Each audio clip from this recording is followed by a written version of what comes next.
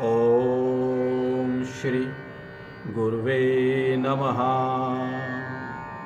ओम श्री गणेशाय नमः। ओम श्री वासुदेवाय नमः।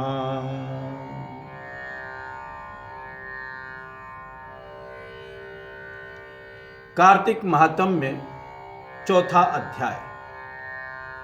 नारद जी बोले, ऐसे कहकर विष्णु भगवान एक मछली रूप धारण कर विंध्याचल वासी कश्यप की अंजलि में अवतरित हुए।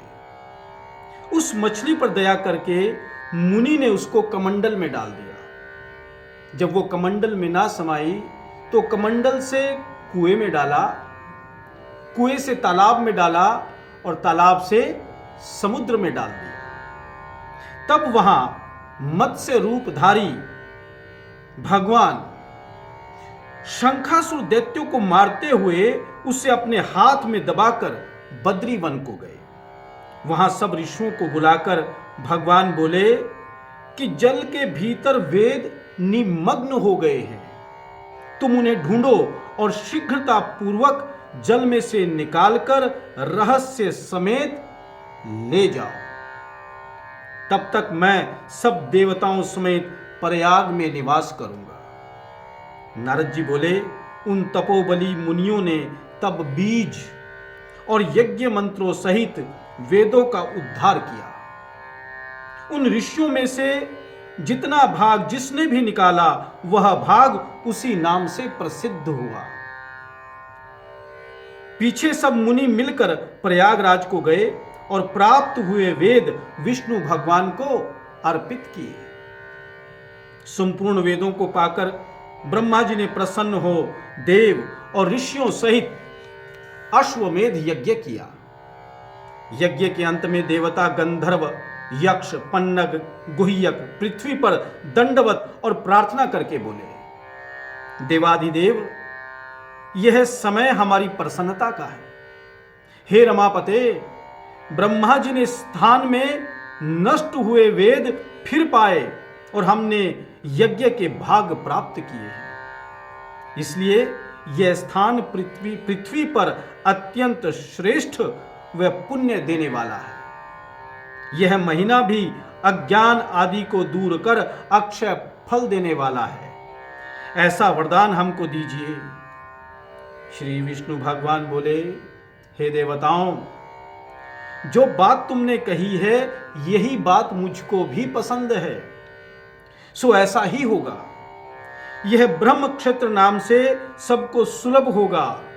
सूर्य वंश राजा भागीरथ यह गंगा जी को लेके आएंगे और इस समय इस जगह पर सूर्य की पुत्री यमुना जी से संगम होगा। ब्रह्मादि तुम सब देवता मेरे साथ निवास करो और यह तीर्थराज के नाम से प्रसिद्ध होगा।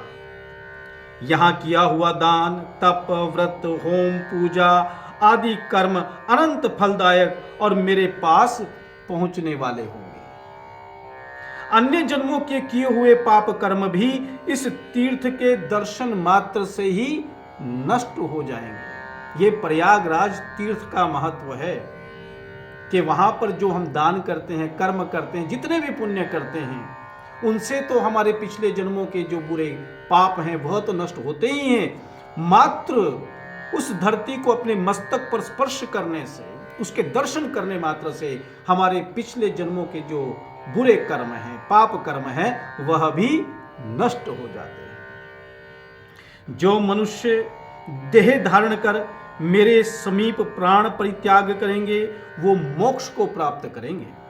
जो पुरुष अपने पितृश्वरों को यहाँ श्राद्ध करेंगे, यानी कि अपने पितरों का अगर हम प्रयागराज में श्राद्ध करते हैं तो उनके पितृगण मेरे स्वरूप को धारण करेंगे। यह काल भी मनुष्यों को पुण्य फल देने वाला होगा। माघ मास में मकर संक्रांति को प्रातः काल स्नान करने से यहाँ पर संपूर्ण पाप नष्ट ऐसे हो जाते हैं जैसे सूर्य से अंधेरे का नाश हो जाता है।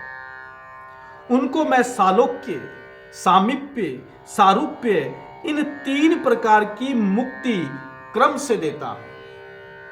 हे मुनीश्वरों, मैं सर्वज्ञ रूप से बद्री वन में सदैव निवास करता हूं। वह तुमको वहां एक दिन में भी प्राप्त होगा। बद्री वन में मैं यहां सदा निवास करता हूं। जो फल अन्य तीर्थों में 100 वर्ष में मिलता है, वह तुमको वहां एक दिन में प्राप्त हो जाएगा। ये बद्री वन का महत्व है कि जितना पुण्य हमें 100 वर्षों में प्राप्त होता है, बद्री वन में परमात्मा के दर्शन करने से, वहां पर परमात्मा का सुमिरन करने से वह एक दिन में प्राप्त हो जाता है। उस स्थान के दर्शन करने वाले मनुष्य जीवन मुक्त हो जाते हैं, उन्हें कोई भी पाप नहीं लगता है। नारद जी बोले, हे प्रभु, देवता लोग ऐसा कहकर ब्रह्मा जी सहित वहीं अंतर्ध्यान हो गए और इंद्रादिक देवता अपने अंशों से वहां स्थित रहकर अंतर्ध्यान हो गए। जो मनुष्य शुद्ध चित्त से इस पवित्र कथा को सुनते हैं, उनको प्रयागराज और बद्री वन जाने का फल मिलता है। ये कितनी बड़ी बात है कि इस 4थे अध्याय को सुनने मात्र से हमें वह फल प्राप्त होता है जो लोगों को प्रयागराज जाने से, प्रयागराज जो तीर्थराज है उनके दर्शन करने से मिलता है, जो बद्री वन में जाने से उनके दर्शन करने से मिलता है। वही लाभ, वही पुण्य हमें कार्तिक महात्म्य में सुनने से मिल जाता है। अब 5वां अध्याय हम इसका कल अध्ययन करेंगे। ओम श्री गणेशाय नमः। ओम ओम ओम शांति।